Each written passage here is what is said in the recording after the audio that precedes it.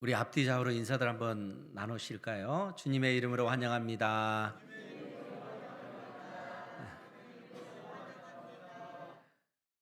옷이 두툼해진 것 같아요. 아, 제가 그 3-4년 전에 그 3-4년 그 이전부터 아마 다녔던 가끔 갔던 그 해장국집이 있는데 그때 가격대가 8,000원, 9,000원 그런 가격대였는데 최근에 가 보니까 만 4,000원, 15,000원 이렇게까지 올라왔더라고요. 그러니까 음식 가격이 그렇게 올라가는 거 보면 참 먹는 것도 굉장히 부담스러운 그러한 시기가 된 것 같습니다. 이런 상황이 되면은 또 직장 문제로 인해서 염려하는 그런 분들도 있을 것이고 또 가게 그 수입 때문에 어떻게 살아가야 될 것인가 하는 그러한 염려가 되는 그러한 분들도 있을 거라 하는 생각이 듭니다. 그러나 그렇다 할지라도 요엘 선지자가 말씀을 전했던 당대에 이스라엘 백성들이 처한 그러한 그 비참한 그 현실과는 비교할 수가 없을 것이죠. 왜냐하면은 이때 하나님께서 메뚜기 재앙을 통해서 이스라엘을 심판하셨고 이 메뚜기 재앙이 단 한 번이 아니라 우리가 요엘서 1장 4절에 근거해서 보면은 팥중이가 먹다 남긴 것을 메뚜기가 먹고 메뚜기가 남긴 것을 느치가 먹고 느치가 남긴 것을 황충이 먹는, 그러니까 똑같은 그 메뚜기를 일컬어서 하는 얘기입니다.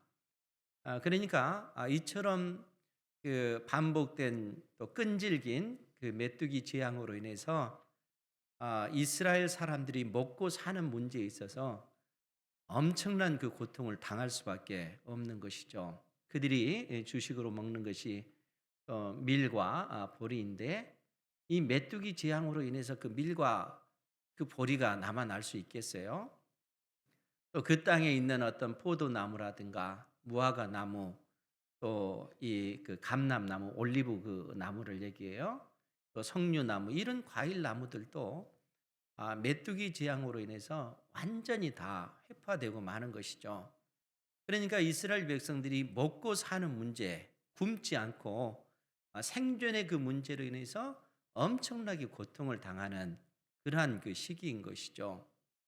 그런데 오히려 하나님께서 요엘 선지자를 통해서 어떤 말씀을 주시냐면은 이 메뚜기 재앙은 하나의 경고다라고 말씀하시면서 이 메뚜기 재앙과 비교할 수 없는 여호와의 날이 있을 것을 이스라엘 백성들에게 말씀해 주고 계시다는 거예요. 그러면 여호와의 날이 어떤 날인가 하면 이 땅에 우리 주님께서 재림하셔서 온 세상을 심판하시는, 그래서 모든 나라와 민족, 모든 인생을 심판하실 그 날이 있을 것임을 말씀해 주고 있다는 거예요. 하나님께서 요엘 선지자를 통해서 그래서 이스라엘 백성들에게 지금 현재 너희들이 당면한 이 문제와 장차 있을 여호와의 날, 온 세상을 심판하실 그 날이 있을 텐데 그 나라에 너희들이 어떻게 수치당하지 않고 하나님 앞에 은혜를 입을 것인가, 이 문제로 너희들이 고민해야 된다는 거예요. 그러니까 너희들이 당면한 현실의 문제와 여호와의 날에 임할 하나님의 그 진노에 그 피할 길이 있으면은 너희들이 그 길을 선택해야 되지 않겠는가 하는 거예요. 여러분들이 인생을 살다 보면은 크고 작은 인생의 문제들이 있잖아요. 물론 여러분들의 능력으로 해결할 수 있는 그런 문제들도 있을 것이고, 이제는 도저히 여러분들이 가지고 있는 그 재능과 그 능력, 외적인 그 환경으로도 해결할 수 없는 인생의 엄청난 그런 문제들 앞에 놓일 때도 있을 겁니다. 그때 우리가 할 수 있는 일이 무엇이겠습니까? 하나님께서는 그러한 상황 속에 있는 이스라엘 백성들에게 그 피할 길을 내시는데, 그 길이 뭐냐면은 너희들이 함께 하나님 앞에 함께 나와서 금식을 선포하고 하나님 앞에 애통해하며 너희들이 옷을 찢지 말고 마음을 찢고 하나님께로 돌이키라. 하나님께로 돌아오라. 하나님께 부르짖어 기도하라. 그러면 하나님께서 너희들에게 은혜를 주시겠다는 거예요. 여러분, 메뚜기 재앙으로 인해서 먹을 것이 없는 이스라엘 그 백성들에게 하나님께서 어떻게 그들을 회복시키실 것인가 하는 내용을 이미 말씀해 주셨죠. 하나님께서 이스라엘 백성들에게 이른 비와 늦은 비를 내려주시겠다는 거예요. 그때에 맞게끔. 그러니까 이른 비라고 하는 것은 이스라엘 그 10월 달, 11월 달에 내리는 비가 이른 비입니다. 그때 이스라엘 백성들은 이 밭을 갈고 씨를 뿌리는 그 시기입니다. 그래서 밭을 갈고 씨를 뿌리면 비가 필요하잖아요. 비가 내리면 그 씨앗이 싹이 트고 이 풍성하게 자라날 수가 있는 것이죠. 하나님께서 이런 이른 비를 제때 너희들에게 내려주시겠다는 거예요. 또한 늦은 비를 그들에게 내려주시겠다는 것이죠. 3월 달, 4월 달 그때가 늦은 비가 내립니다. 이스라엘 그 기후가 그래요. 그때는 이 그 곡식이 자라서 열매가 맺히는 그러한 시기예요. 그러니까 이 알곡으로 튼튼하게 맺혀지기 위해서는 이 늦은 비가 제때에 내릴 때에 그 이스라엘 땅에 풍년이 드는 것입니다. 그러니까 하나님께서 이른 비와 늦은 비를 제때 그들에게 내려주셔서 그들의 밀과 보리가 풍년이 되도록 하나님께서는 그러한 복을 주시겠다는 거예요. 또한 포도나무, 무화과나무, 석류나무, 감람나무 이런 나무들이 풍성하게 열매를 맺어서 너희들의 곡간이 풍성하고 너희들의 독에 포도주와 또 이 감람유 이 기름이 가득 차도록 하나님께서 복을 주시겠다는 거예요. 그러니까 방법은 어디에 있는가 하면 하나님께로 너희들이 마음을 돌이키면 하나님께서 그런 은혜를 주시겠다는 거예요. 그러니까 너희들이 하나님 앞에 금식을 선포하고 너희들의 하나님 앞에 애통해 하면서 너희들의 그 마음을 찢으면서 하나님께로 돌이키면 하나님께서 너희들에게 그러한 은혜를 베풀어 주시겠다는 거예요. 심지어 그 곡식을 다 먹어 치웠던 그 메뚜기 때 이 재앙을 하나님께서 어떻게 처리하실 것인가 하면 이 메뚜기 떼들을 동해로 이스라엘에게 있어서 동해는 사해 바다를 의미해요. 그리고 서해는 지중해 바다입니다. 하나님께서 이 메뚜기 떼를 사해 바다에 또 지중해 바다에 몰아넣으셔서 그 메뚜기 떼를 다 처리하시겠다는 거예요. 그러니까 하나님께서 엄청난 은혜를 이스라엘 백성들에게 베푸시겠다는 거예요. 그들이 현실적으로 처한 그 환경에서 하나님께서 크신 능력과 그 권세로 이스라엘 백성들을 위해서 일하시겠다는 거예요. 이런 은혜를 이스라엘 백성들이 경험하게 될 거라는 거예요. 어떨 때 이 일이 가능하겠어요? 우리가 하나님께 돌이킬 때, 오직 하나님께 소망을 두고 하나님만이 내 인생의 유일한 산성이십니다. 하나님만이 내 인생을 보호하시는 요새십니다. 오직 하나님께 소망을 두고 하나님 앞에 나아가면 하나님께서 이처럼 놀라운 은혜를 베풀어 주시겠다는 거예요. 이러한 은혜를 우리가 경험하고 이러한 은혜를 우리가 누리고 살아야 하지 않겠습니까? 그러니까 메뚜기 재앙을 통해서 하나님께서는 이런 경고를 해주고 계시는 거예요. 그런데 이러한 말씀을 주시고 나서 우리가 요엘서 2장 26절 하반절에 보면 내 백성이 영원히 수치를 당하지 아니하리라 이렇게 말씀하고 계셔요. 그러면서 27절에 또 뭐라고 얘기하냐면 그런즉 내가 이스라엘 가운데에 있어 너희 하나님 여호와가 되고 다른 이가 없는 줄을 너희가 알 것이라. 내 백성이 영원히 수치를 당하지 아니하리라. 이렇게 선언하고 계시다는 거예요. 이 메뚜기 재앙으로 인해서 이스라엘 백성들은 큰 수치를 당할 수밖에 없는 것이죠. 그리고 이방 나라들로 하여금 너희의 하나님이 어디에 있느냐 이런 조롱 섞인 말을 들을 수밖에 없는 것이죠. 그런데 이스라엘 백성들이 하나님께 소망을 두고 하나님께로 돌이켰을 때 그들이 현실적인 문제를 하나님께서 해결해 주신다는 거예요. 하나님께서 이스라엘의 그 모든 수치를 다 제거하시는 것입니다. 왜 그렇습니까? 하나님께서 이스라엘 백성과 함께 하시기 때문에 그렇다는 거예요. 하나님께서 택한 백성들과 함께 하시기 때문에 하나님께서 이스라엘의 하나님이 되고 이스라엘이 하나님의 백성 되기 때문에 이스라엘의 그 모든 그 수치를 하나님께서 제거해 주시는 것이죠. 그런데 우리가 주목해야 될 것이 뭐냐면은 내 백성이 영원히 수치를 당하지 아니하리라. 한순간이 아니라 영원히 수치를 당하지 않는다. 이렇게 선언하고 있어요. 그럼 왜 영원히 수치를 당하지 않는다? 그렇게 말씀하고 있는 것이겠습니까? 그것은 이스라엘 백성들의 현실적인 그런 문제뿐만 아니라 장차 이 땅에 우리 주님께서 재림하셔서 온 세상을 심판하실 때 택한 백성들은 그 수치를 당하지 않는다라는 얘기예요. 왜냐하면 살아계신 하나님께서 택한 백성들과 함께하기 때문에 그렇다는 거예요.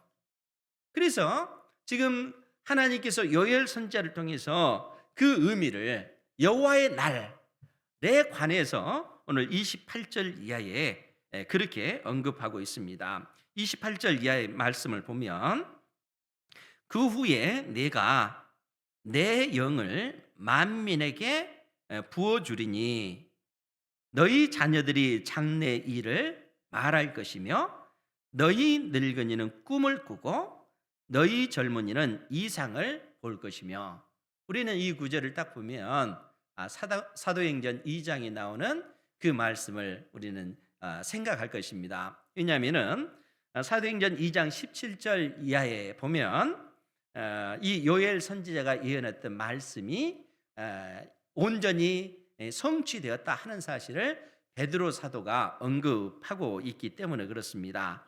사도행전 2장 16절부터 볼게요. 거기에 보면 베드로 사도가 뭐라고 얘기하냐면 이는 곧 선지자 요엘을 통하여 말씀하신 것이니 일러스되 하나님이 말씀하시기를 말세에 내가 내 영을 모든 육체에 부어주리니 너희의 자녀들은 예언할 것이요 너희의 젊은이들은 환상을 보고 너희의 늙은이들은 꿈을 꾸리라. 지금 베드로 사도가 오순절날 하나님의 성령이 임한 그 사건을 그 사건에 대해서 언급하면서 이것은 선지자 요엘이 예언했던 그 예언의 말씀이 지금 성취되고 있는 것이다 라고 지금 말씀하고 있는 것입니다. 여러분 그러면 사도행전 2장에 이 오순절날 하나님의 성령이 임한 그 사건의 그 내용이 무엇입니까? 그것은 우리 주 예수 그리스도께서 십자가에 못 박혀 죽으시고 죽음의 권세를 이기시고 부활하셨습니다. 그리고 지상에 40일 동안 거하시면서 제자들에게 주님께서 확실히 부활하셨음을 명백하게 보이시고 하나님 나라에 관해서 제자들에게 다시 가르쳐 주셨습니다. 그리고 승천하신 것이죠. 그러면서 우리 주님께서 제자들에게 어떤 말씀을 해 주셨냐면은 승천하시면서 내가 너희들에게 약속한 그 보혜사 성령을 보내실 것을 말씀해 주셨어요. 그래서 제자들은 마가의 다락방에서 120명이 주님께서 약속하신 그 성령께서 임하시기를 간절히 기도했던 것이죠. 그러할 때 오순절날 하나님의 성령이 마가의 그 다락방에 임한 것입니다. 그러니까 그들이 어떻게 됩니까? 하나님의 성령이 임하니까 그들이 외국말을 하는 거예요. 온갖 방언을 하게 됩니다. 그런데 그때 어떤 일이 벌어졌냐면 오순절이니까 이방인 지역에서 살던 다른 나라, 이방 나라에서 살던 유대인들이 오순절 절기를 지키기 위해서 예루살렘에 다 몰려들었다는 거예요. 그들 가운데서는 예루살렘 처음 방문한 그러한 사람들도 있었을 것입니다. 그런 사람들은 히브리 말을 알 수가 없는 것이죠. 왜냐하면 외국에서 태어나서 외국에서 자라면 그 나라 말을 할 수밖에 없잖아요.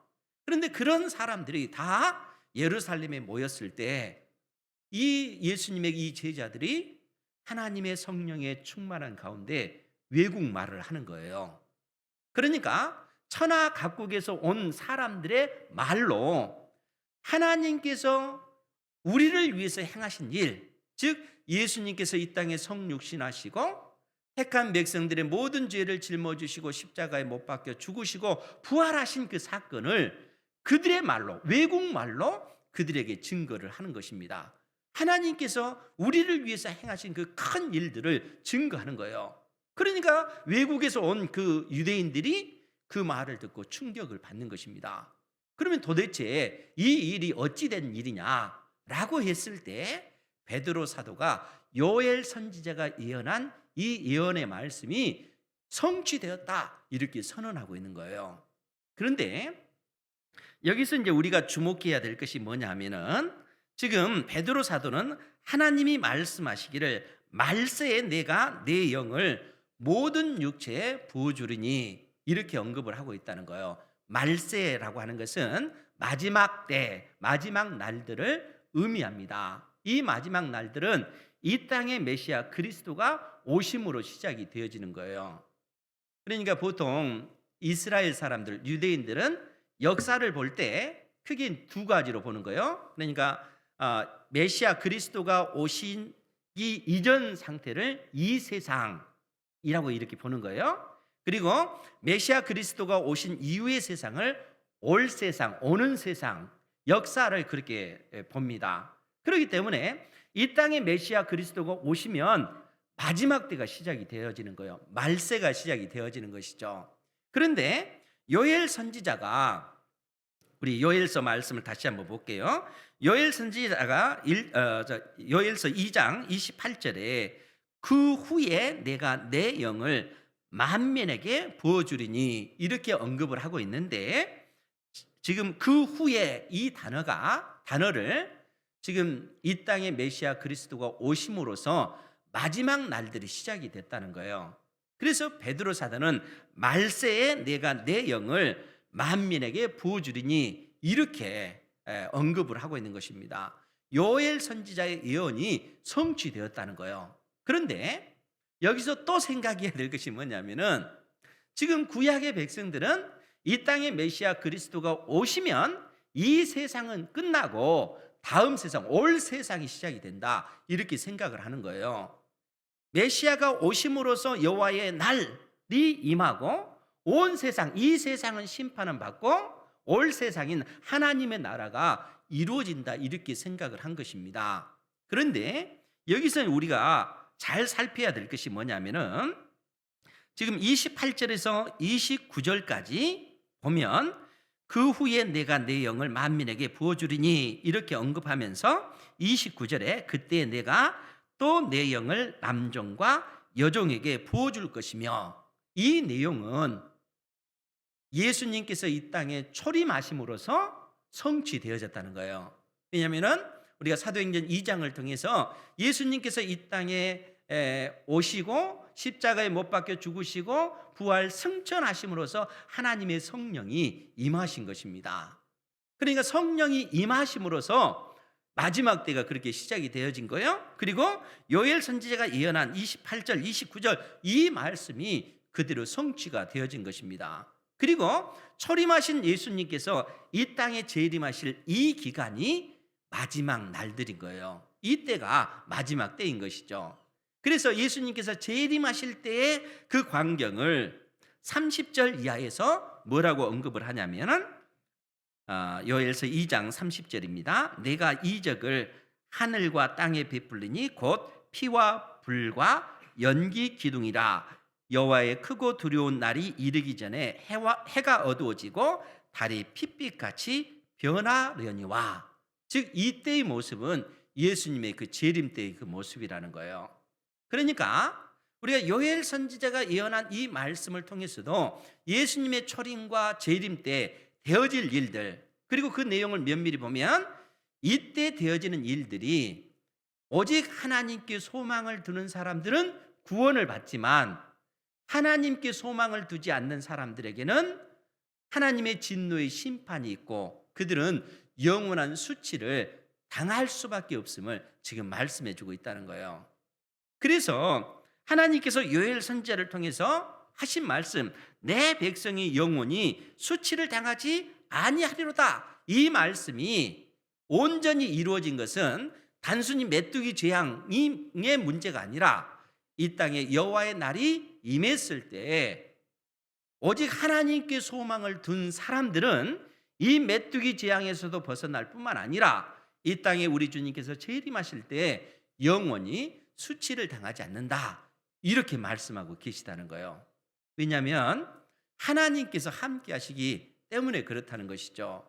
그래서 그 내용을 이제 보다 구체적으로 우리 한번 살펴보도록 하겠습니다. 28절 말씀을 다시 한번 보면, 그 후에 말세에 내가 내 영을 만민에게 부어주리니, 하나님의 성령을 택한 백성들에게 부어주시겠다, 이렇게 약속하고 있는 것입니다. 그러면서 너희 자녀들이 장래 일을 말할 것이며, 사도행전 2장에서는 너희 자녀들이 예언할 것이요, 이렇게 언급이 되어져 있어요. 그러니까 너희 자녀들이 장래 일을 말할 것이며, 너희 늙은이는 꿈을 꾸며, 노인들은 꿈을 꿀 것이며, 그 표현입니다. 너희 젊은이는 이상을 볼 것이며 환상을 보리라, 그렇게 얘기를 하고 있는 거예요. 그러니까 이러한 어떤 그 일들이 다 하나님의 성령이 임함으로써 되어진 일들이라는 거예요. 하나님께서 함께 하심으로 이러한 일들이 되어지는 그러한 일들이라는 것이죠. 그런데 우리가 주목해야 될 것이 뭐냐면은, 하나님의 성령이 만민에게 부어 주리니, 이렇게 표현하고 있다는 거예요. 붓는다라고 하는 것은 그 하나님의 영이 부어진다라고 했을 때, 붓는다라고 했을 때는 우리가 물의 이미지를 생각하잖아요. 물을 붓는다라고 하잖아요. 그러니까 구약 성경에서 하나님의 그 영이 부어진다라고 했을 때는 물의 이미지를 사용해서 이렇게 쓰고 있습니다. 즉 무슨 얘기냐면은, 지금 이스라엘 그 땅은 메뚜기 재앙으로 인해서 그 땅이 완전히 초토화됐잖아요. 그런데 하나님께서 그 땅에 이른 비와 늦은 비를 내려주시겠다는 거예요. 물을 부어주시겠다는 얘기입니다. 그러니까 그 땅의 그 가뭄을 이른 비와 늦은 비를 통해서 해결해 주시겠다는 얘기죠. 이와 마찬가지로 하나님의 택한 백성인 우리에게 우리의 영적인 그 가뭄, 영적인 그 가뭄을 하나님의 성령을 부어주심으로써 해결해 주시겠다 하는 거예요. 우리의 영혼에 하나님의 성령이 임하심으로써 복을 누리도록 해주시겠다는 거예요. 하나님께서 이스라엘 땅에 함께 해주셔서 그 땅에 이른 비와 늦은 비를 내려주심으로 그 땅이 풍년이 들도록 해주셨잖아요. 그리고 하나님께서 그러한 일들을 통해서 나는 너희의 하나님이고 너희는 내 백성이다, 이렇게 선언을 하시지 않습니까? 그러면서 너희들이 수치를 당하지 않을 텐데 영원히 당하지 않을 것이다. 왜냐하면 하나님께서 너희와 함께 하시기 때문에, 너희들이 온전히 하나님을 찾기 때문에 너희들이 그 수치를 당하지 않을 것이다 하는 거예요. 그러니까 우리가 하나님을 찾으면 하나님의 성령이 우리 가운데 이처럼 물처럼 부어진 바 되어질 거라는 거예요. 그러면서 하신 말씀이 너희 자녀들이 장래 일을 말할 것이며, 즉 예언할 것이며, 너희 늙은이는 꿈을 꾸며 너희 젊은이는 이상 환상을 볼 것이다 하는 거예요. 즉 하나님의 영이 임함으로 하나님의 그 영광을 드러내는 그러한 삶을 살 것이다 라는 그러한 의미입니다. 구약시대 때 하나님의 성령이 임하면은 그 사람에게 하나님 나라의 그 능력과 그 권세가 드러나도록, 그러니까 하나님의 영이 임하심으로써 하나님의 그 영광을 드러내도록 그 인생이 그렇게 쓰임 받잖아요. 그러니까 사도행전 2장에도 하나님의 성령이 임하니까 하나님의 성령에 그 사로잡힌 그러한 사람들이 하나님께서 우리를 위해서 하신 그 큰 일들을 증거함으로 하나님의 영광을 드러내잖아요. 하나님의 성령이 임하시면 그러한 일들이 일어날 거라는 거예요. 그것은 남녀노소 모두에게 다 일어나는 일이라는 거예요. 너희 자녀들이 예언할 것이고 늙은이들은 또 그 노인들은 그 꿈을 꿀 것이고 그리고 이 젊은 사람들은 그 환상을 보게 될 거라는 거예요. 하나님의 성령이 임하게 되면 하나님께서 각자의 어떤 삶의 모든 영역에서 주님의 그 영광이 드러나도록 하나님께서 은혜를 베푸시겠다는 것이죠. 즉 우리가 이 땅에서 수치당하지 아니하고 하나님께서 친히 우리와 함께 하심으로써 오히려 하나님께서 우리를 높이실 것이고 그 인생을 통해서 하나님의 그 영광을 드러내시겠다라고 선언하고 있는 것입니다. 심지어 29절 말씀에 그때에 내가 또 내 영을 남종과 여종에게 부어줄 것이며 심지어 하나님의 그 은혜가 남종과 여종 하나님을 경외하는 그런 모든 사람 그러니까 이건 남녀노소 차별이 없는 거예요. 어떤 나라 사람이냐 그것과 상관없어요. 그 사람들이 많은 지식을 가지고 있느냐 그렇지 못하느냐 그것과도 상관이 없어요. 오직 하나님께 소망을 두고 은혜를 구하면 하나님께서는 그 인생을 높여주신다는 거예요. 이러한 은혜를 사모하는 여러분들 되시기 바랍니다. 우리의 힘으로 우리의 능력으로 우리 인생을 경영하기가 어렵잖아요. 나는 아무리 열심히 살아도 사회 구조가 받쳐주지 않으면 여러분들이 아무리 노력한다 할지라도 그 노력의 열매가 나타나지 않습니다. 그러나 하나님께서 우리와 함께 해주시면 어때요? 내가 가지고 있는 작은 능력이라 할지라도 그것이 극대화 되어지는 것입니다. 이전에도 제가 말씀을 드렸죠. 제가 어렸을 때 저수지에서 수영을 할 때 나름대로 수영을 잘했어요. 수영을 하는데 그 저수지를 왔다 갔다 하니까 그런데 바람이 불 때 앞에서 바람이 불면 어때요? 아무리 수영을 잘해도 그만큼 힘이 들어요. 그렇지 않습니까? 그렇게 될 수밖에 없어요. 그런데 바람이 뒤에서 불 때는 어때요? 작은 힘으로 그 몸이 앞으로 쑥쑥 나가는 거예요. 내가 가지고 있는 능력이라고 하는 것은 동일한데 바람이 앞에서 부느냐 뒤에서 부느냐에 따라서 달라진다는 거예요. 하나님께서 우리와 함께 하시면은 우리의 인생 자체가 그렇게 바뀌어집니다. 왜냐하면 우리가 하나님을 의지하고 믿음으로 나가면 하나님께서는 그러한 인생을 강한 팔로 붙드셔서 이 땅에서 수치당하지 아니하고 하나님께서 우리를 높여주시겠다는 겁니다. 그것이 하나님의 약속이라는 거예요. 하나님께서는 이러한 약속을 주시면서 이러한 메뚜기 재앙을 통해서 더 큰 재앙이 있을 것을 말씀해 주신다는 거예요. 그때 하나님을 경외하는 사람들은 수치당하지 않는 거예요. 그러면서 30절 이하의 말씀에 뭐라고 말씀하시냐면 우리 30절 말씀 같이 한번 볼까요? 시작. 내가 이적을 하늘과 땅에 베풀리니 곧 피와 불과 연기 기둥이라. 아멘. 이때는 우리 주님께서 이 땅에 재림하셔서 온 세상을 심판하실 때입니다. 그러니까 예수님의 초림부터 마지막 날들이 시작이 되어서 예수님께서 재림하실 때 이 마지막 날이 끝나는 거예요. 이때는 이 세상이 심판을 받고 완전한 하나님의 그 나라가 이루어지게 되어질 때입니다. 그때 즉 우리 주님께서 재림하실 때 내가 이적을 하늘과 땅에 베풀리니 곧 피와 불과 연기 기둥이라. 여호와의 크고 두려운 날이 이르기 전에 해가 어두워지고 달이 핏빛같이 변하려니와. 우리가 요한계시록을 통해서 봤던 그러한 그 내용들이잖아요. 그러니까 이 해가 어두워지고 달이 핏빛같이 변하리니 해, 달, 별 이러한 어떤 그 하늘에 있는 그러한 것들이 빛을 잃어버리는 그러한 때가 있음을 요한계시록이 말씀하지 않습니까? 그때는 우리 주님께서 이 땅에 재림하심으로써 온 세상을 심판하시고 완전한 하나님의 나라를 이루실 그때라는 거예요. 그런데 하나님께서 요엘 선지자를 통해서 이 말씀을 주실 때 특별히 이스라엘 백성들에게 해가 어두워지고 달이 핏빛같이 변하려니와 해, 달, 별이 빛을 잃어버린 이라는 어떤 그 사건에 대해서 언급을 하고 있는 거예요. 왜 그런가 하면 실상 이스라엘 백성들 요엘 선지자가 하나님의 말씀을 증거한 이 시기에 이방 나라들 그 나라들이 주로 섬기는 신 가장 강력하게 그들이 섬기는 신들이 이 해, 달, 별 이 신들을 섬기기 때문에 그렇습니다. 그러니까 이때 당시 뭐 아수르든 또 바벨론이든 애굽이든 이러한 어떤 나라들이 섬기는 신이 바로 해, 달, 또 별 이런 신들을 섬긴다는 거예요.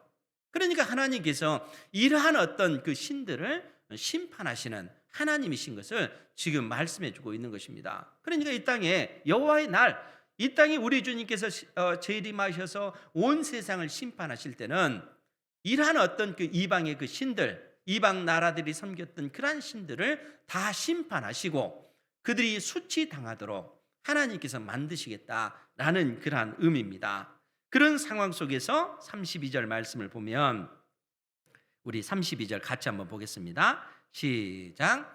누구든지 여호와의 이름을 부르는 자는 구원을 얻으리니 이는 나 여호와의 말대로 시온산과 예루살렘에서 피할 자가 있을 것이며 남은 자 중에 나 여호와의 부름을 받을 자가 있을 것임이니라. 아멘. 하나님께서 우리로 하여금 하나님을 경외하는 자녀들은 영원히 수치를 당하지 않는다 이렇게 선언하고 계십니다. 그러면서 누구든지 여호와의 이름을 부르는 자는 구원을 얻으리니 그 이유는 나 여호와의 말대로 시온산과 예루살렘에서 피할 자가 있을 것이며. 여러분, 시온산과 예루살렘에 무엇이 있는 거예요? 하나님의 성전이 있는 것입니다. 그러니까 이 말은 성전의 실체이신 예수 그리스도를 의지하면, 즉 나의 주 예수 그리스도께서 우리의 모든 죄 때문에 십자가에 못 박혀 죽으시고 나에게 영원한 생명을 주시기 위해서 죽음의 권세를 이기고 부활하신 하나님의 아들이시다. 예수님께서 만왕의 왕이시다. 예수님께서 나의 주님이시다. 이렇게 믿고 주님을 찾고 주님께 소망을 두는 자에게는 하나님께서 은혜를 베푸시겠다는 거예요. 오직 주님을 의지하는 자, 피할 자가 있을 것이며 남은 자 중에 나 여호와의 부름을 받을 자가 있을 것임이니라. 이렇게 선언하고 있다는 거예요. 즉 그 말은 오직 하나님께 소망을 두게 되면 하나님께서는 그러한 사람들은 영원히 수치를 당하지 않는다라는 얘기예요. 그러니까 하나님께서 요엘 선지자를 통해서 지금 명확하게 두 가지 사실을 지적하고 있잖아요. 지금 메뚜기 그 재앙을 통해서 또 하나님께서는 경고하시기를 장차 여호와의 날, 하나님께서 온 세상을 심판하실 그때가 있음을 말씀해 주고 있다는 거예요. 메뚜기 재앙을 통해서 이스라엘 백성들이 엄청난 고통을 겪잖아요. 그 고통을 하나님께서 상기시켜 봐라. 그런데 여호와의 날에는 이 메뚜기 재앙으로 인해서 당했던 그 고난과 비교할 수 없는 엄청난 그 환난이, 그 고통이 여호와의 날에 있을 것을 말씀해 주고 있다는 거예요. 그러니까 인생의 어떤 그 환난을 통해서 장차 있을 그 환난을 생각해 보고 지금 현재 닥친 이 환난과 앞으로 닥칠 이 재앙에서 벗어날 그 길이 있는가? 여기서 피할 인생이 있는가? 사람의 힘은, 사람의 능력으로는 피할 길이 없다는 거예요. 유일한 길은 오직 우리가 하나님께로 돌아가는 길 외에는 없다는 거예요. 그러니까 이스라엘 백성들이 하나님 대신에 바알을 섬기고 아세라를 섬기는 그런 현실 속에서 그 바알과 아세라가 하나님이 아니다는 거예요. 여호와가 하나님이시라는 것이죠. 그 하나님께로 너희들이 돌이키라는 거예요. 바알과 아세라를 버리고 그 거짓된 우상을 버리고 하나님께로 돌이키라. 그러한 이방의 그 신들이 너희들의 삶을 보장해 주지 못한다는 거예요. 하나님 외에는 우리 인생을 보장해 줄 그런 분이 계시지 않는다는 겁니다. 하나님께서 요엘 선지자를 통해서 그 경고를 주시는 것입니다. 아니, 하나님께서 요엘 선지자를 통해서 오늘을 살아가는 우리에게 그 경고를 해주고 있는 거예요. 우리 인생이 이 땅에 살아가는 거, 그것은 내 힘과 내 능력으로 살아갈 수 있는 존재들이 아니라는 거예요. 하나님께로 돌이키라. 하나님께 소망을 두라. 그러하면 현실의 그 어려움뿐만 아니라 장차 이 땅에 우리 주님께서 재림하실 때 우리가 수치를 당하지 않을 것이다 라고 말씀해 주고 계시는 것입니다. 주님의 이 음성에 귀 기울이셔서 하나님의 말씀을 여러분들의 마음판에 새기고 그 말씀을 의지하여 순종하는 그러한 삶을 사는 여러분들 되시기를 주님의 이름으로 축원드립니다. 기도하겠습니다. 거룩하신 아버지 하나님,